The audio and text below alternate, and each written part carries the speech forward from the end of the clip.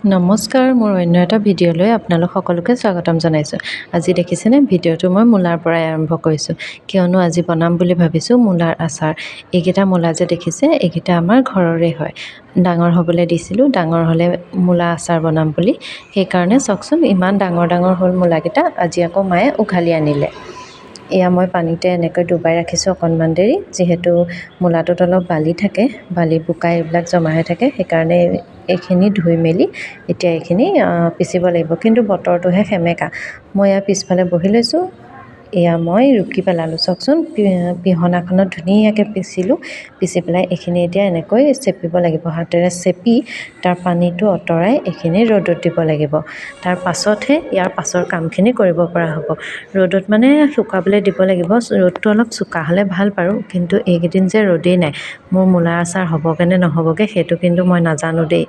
যদি হয়গৈ তেনেহ'লে আপোনালোকক দেখাম বাৰু। আজি ইয়াৰ প্ৰথম আৰম্ভণি কৰিছোঁ। এইখিনি বাকলি ওলালে আৰু লগতে এইখিনি মূলাৰ আচাৰটো হ'লে আপোনালোকক আকৌ দেখাম বাৰু।